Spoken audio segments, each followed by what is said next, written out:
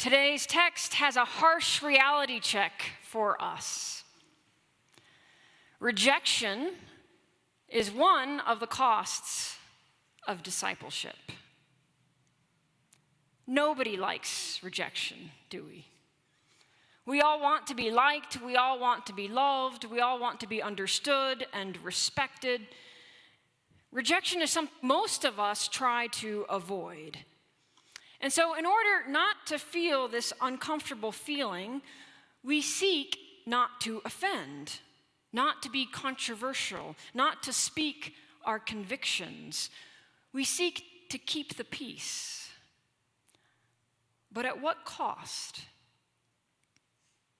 It seems like Mark 6 is telling us that to be a faithful follower of Jesus is to be one who encounters resistance. When we come to this point in Mark's gospel, life is getting real, isn't it? I mean, it seems like there is rejection at every turn in this text, and the stakes are high. Jesus gets rejected by his family and friends. He's kicked out of what we would call his community or his safety net. The disciples know that they could get rejected by the people they are dependent upon for hospitality, for lodging, and for food. They could very well be kicked out on the streets. And John the Baptist gets killed by Herod. He's kicked out of life altogether. The ultimate rejection. Rejection of the prophet who paved the way for Jesus, rejection of Jesus himself, and even possible rejection of the disciples who come after Jesus. By the way, we forgot about one announcement at the beginning of service. Anyone who wants to sign up to follow Jesus, the tables will be open in the narthex on the way out. And when you sign up, you can list your preferred type of rejection. Rejection from family and friends, rejection of housing and food, or rejection from life itself. Make sure you put your second choice, because not all of us will get our first. I'm making light of this, but really, it's not that funny, is it, when you think about it? It's real. And I don't know about you, but Mark 6 challenges me. What's remarkable to me is that when I encounter resistance, a lot of time my first reaction is actually to feel rejected and then to withdraw, to back away. But here we see that resistance does not lead to withdrawal. It leads to the continuation of and even the expansion of Jesus' mission and ministry. So let's look at Jesus himself first. He comes to his hometown of Nazareth. He's teaching in the synagogue, and many are astounded at what he's teaching until they look a little bit closer and see who the messenger is. What? Jesus? You're one of us. You grew up here. You're just a carpenter. There's your mom. There are your brothers and sisters. Where do you get off talking to us like this? Why do you claim to have special powers or a special message? Jesus' hometown is offended by him. They seem to like the message, but not the messenger. He is rejected by those who have known him the longest. It's almost as if he's too familiar to them, right? I mean, they're not able to see him for who he is today. All they can think about is who he was growing up or in his early 20s. They're not able to see the way that God is working in his life today. And if Jesus is even 1 ounce of human, then surely this rejection is painful. To be rejected by the ones who raised you, the ones who you grew up with. But he doesn't seem surprised by this rejection. He is surprised by the people's lack of belief. But you know, it's interesting. The text says he goes on and he heals some people anyway. Almost as if to say, my power and my message do not depend upon your belief alone. You can doubt me, but you cannot stop me. The resistance Jesus feels in Nazareth is very personal. And yet, he responds to this rejection with almost a kind of sense of renewal and purpose about not only his ministry, but the ministry of the 12 as well. He uses this moment of rejection to propel things forward. And maybe you know this feeling. If you've ever been kind of doubted or questioned, that might actually give you the drive you need to work harder and to prove a point, right? To prove someone's wrong. I'm not sure if that's what's happening in this text, but it is interesting that it is after this rejection in his hometown that Jesus tells the 12, okay, you're going to go out into the world now, 2 by 2. I'm giving you authority over unclean spirits, which basically means they can now heal. And it's almost as if he's speaking directly against the lack of hospitality he received in his hometown by telling them to go out and rely on the hospitality of strangers. They're to eat in the homes of these people, to listen to their stories, to look at their artwork, to listen to their music, to sleep under their roofs. It's a message for us in the church, I think, too, on the one hand, right? The very first time Jesus tells his disciples to go and spread the word, he sends them out. And he doesn't say, bring them all back to the synagogue so that I can be their preacher and pastor. He says, no, go stay with them. Meet the people where they are. Jesus tells them to take virtually nothing but their partner and the message of the good news. And as he sends them out, the remarkable thing is they're kind of successful. I mean, Jesus does tell them that you can expect rejection and says, it's okay if they don't want you. Just leave if that happens. Move on. And we can assume that the disciples do experience some rejection, but it seems that Jesus has prepared them for that so that it doesn't discourage them to the point of not keeping on, right? They're actually able to heal people who are sick on their own. They have the power of Jesus within them, even though they don't have the man Jesus by their side. And this is a first in the expansion of Jesus' ministry. It shows us what can happen when we take a risk for our faith.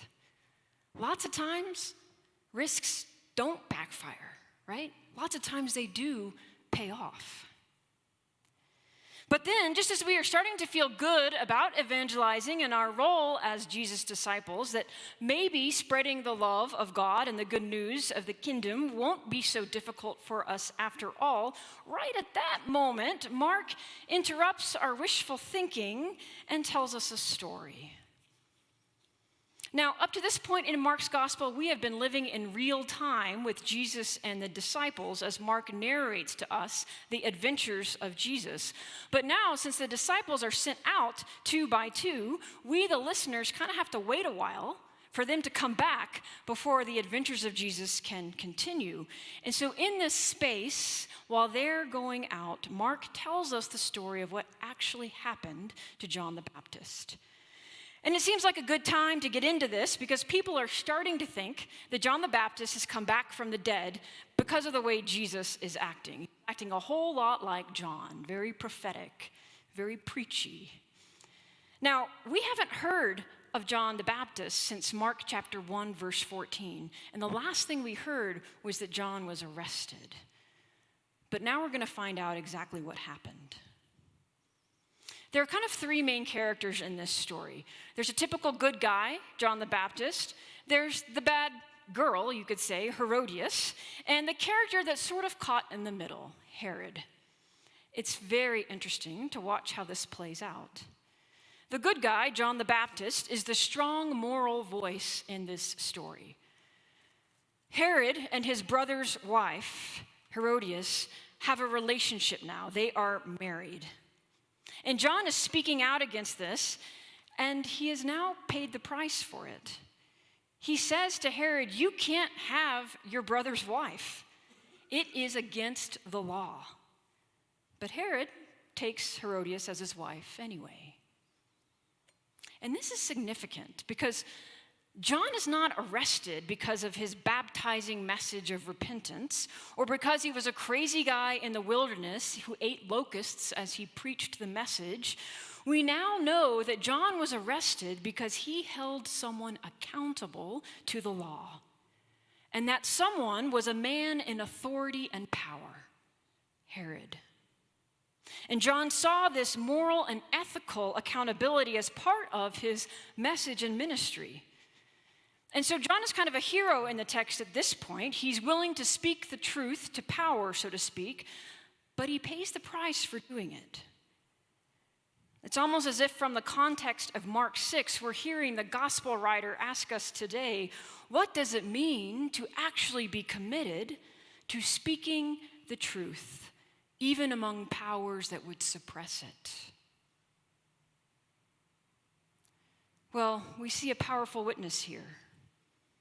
We see that John prioritizes the law and the truth above his own reputation and life. Fear does not keep him from faltering from what he knows is right. It's quite remarkable and selfless. Then we have Herodias, who plays the character kind of opposite John. She is most straightforwardly not only out to get John, she actually wants to silence him. She wants to get rid of him. John is a truth teller, holding her accountable, and she doesn't like it. She likes to be able to do what she wants to do, even if it's illegal or improper. And so she starts to try to figure out a way to get rid of John the Baptist, but in the end, she doesn't really know how to do this because she knows her husband won't kill him, that he has a kind of a weird respect for him in some way. And Herod, the man in the middle himself, well, he's arrested John because John won't be quiet about him taking his brother's wife. But to be honest, Herod doesn't quite know what to do with John once he's arrested. The text says he actually kind of likes to listen to John preach. And so this perplexes Herod. I mean, he has this interest and this curiosity about John the Baptist, and yet John is making his life difficult, right? So all he knows to do is to put him in prison. And he kind of gets to have his cake and eat it too in this scenario. That is, he gets to have an affair if he wants to, and he doesn't care about being outside of the bounds of the law. But he also gets to have a little religious inspiration on the side because he gets to go and hear John preach in prison whenever he wants. And for a while, this works out for him until the rubber meets the road at this party that he throws for his birthday. Herodias' daughter is dancing, and Herod is enjoying it and says, "I love you dancing." And almost as if to kind of show off in front of all the people in power around him, he says, "What do you want, right? Anything you want, and I'll give it to you." Well, she runs off and confers with her mother, who seizes this opportunity, right? And tells him that she wants the head of John the Baptist. This is her moment to have him killed. Now, the daughter makes the whole story even more dramatic by requesting it on a platter. Ha, Herod, you can't have it both ways anymore, right? You have to pick me or John.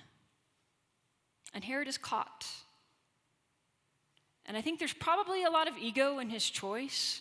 I mean, if we put ourselves in his position, he made this promise in front of a whole room full of people. To go back on his word would feel weak, would be really hard to explain. It would be like he wasn't in control. He said he would deliver this promise, and so he's going to deliver, even if it means killing off a prophet that he kind of likes and respects at times.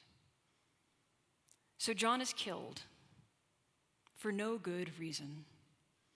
A good man is executed, beheaded, because a man in power can kill him just because he can. John did not break the law. Herod did.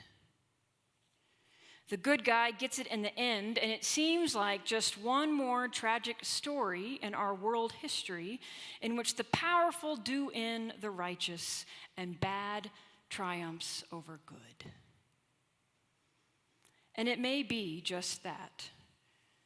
I do think we have to face the reality that sometimes our resistance, sometimes our speaking truth and standing up for what is right will get us killed, will get us fired, will get us ridiculed, will get us ousted, will get us rejected. We have to be prepared as followers of Jesus to know that when we speak up and stand out for what is right, we very well may be persecuted and even silenced. Some in our community know this in a very real way. But what the story of John the Baptist shows us is that there's a larger end game here. And I think this is what Mark wants to show us as well. He's not just telling us John's story to fill in this gap of time while the disciples are out evangelizing. I think he's telling it to us for two reasons.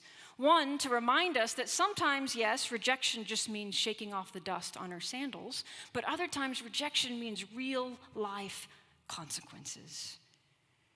And two, I think he's also telling us this story to foreshadow Jesus' own rejection, not just from his hometown, but his rejection by the power and the authorities that be. Because guess what? Herod comes back, right? At the end of the gospel, we see Herod again. He shows up at Jesus' death, and Jesus too is killed, not for breaking the law, but he's crucified for spreading a message of God's love and kingdom. He's killed by people in power because of his message and his following. People feel threatened by who he is and what he's saying and how that will upend their lives. But when Jesus dies, we know that it's not just the same old story as the good guy dies and the bad guy wins. Not this time, because God does something much bigger in Jesus' story. One scholar put it this way: on the third day, we will see God say no to this pattern of the lawless doing in the innocent. The resurrection is God's no to our human proclivities to prioritize power over love, self-preservation over human dignity for all. The resurrection is God's unequivocal statement that life is what God wants, not death. Righteousness is what God desires, not corruption. That restored relationship is what God longs for, not broken relationship. And so what we're shown, I think, in this story is that the mission of sharing God's love and grace in the world is what Jesus is finally and forever about. But there's going to be resistance along the way. There's going to be rejection. It's going to be hard. But resurrection can come. And resurrection is a way of being in the world that is all new. But we can't get to the moment of resurrection without resisting the old way, without death happening in some form. This whole story makes me wonder what I would have done. I mean, sure, it was against the law for Herod to take his brother's wife. It's not right, it's not fair. But would I have said something about it? No. And I would have justified not saying something about it by saying, well, really, this is a matter between Herod and his brother and Herodias, right? This is not my place. And besides, if I am arrested or killed, then I can't keep spreading the good news of Jesus to all the people that need to hear it, right? I will be confined. So really, if I just turn my head on this one, then I can do so much more good. And that justification may or may not be true. We can always justify our way out of anything. We see it happening all around us every day. The question for us is it happening within us too? Are we justifying our lack of boldness and courage in our faith because of a fear of offending someone, or a fear of rejection, or a fear of suffering, or a fear of revolt? Jesus shows us that those fears, while very real, are not a reason not to stand for truth and justice. Our own families and friends might reject us. Strangers might reject us. Authorities might reject us or arrest us. And yet Jesus doesn't say these are bad things. It doesn't say that he liked them either. But he never says stop speaking up or standing up because of these potential rejections or consequences. And his life is a living, dying, rising again testimony to that. So the question I leave us all with today, and when I preach, I'm preaching first and foremost to myself. What is one conviction that you believe so much in that you would be willing to put your life on the line for it. One thing. We have it within us to do this. I mean, hearkening back to last week, we talked about the lengths to which a parent will go for their child, right? We think about the women and men serving our country. They sign up knowing that their life is on the line. We have it within us to sacrifice in this way, to take a risk for something greater than ourselves. What holds us back from doing this for God and for the good news of God's kingdom? If there's any solace I take from this text, is that it seems like the most successful moment is when the disciples go out 2 by 2. We don't all have to share in that same conviction that we stand up for, but we all have to have at least something that we stand up for. And it's easier when we can find somebody else or several somebody else's to stand with us and to speak out and to stand up. We need courage. It won't be easy. But what is the alternative? To live with a faith that doesn't actually impact our lives or change the world? The cost of following Jesus is high. But remember that because we have been given much, we too must give. It will cost us something, but it won't cost us nearly as much as not doing anything at all. Amen.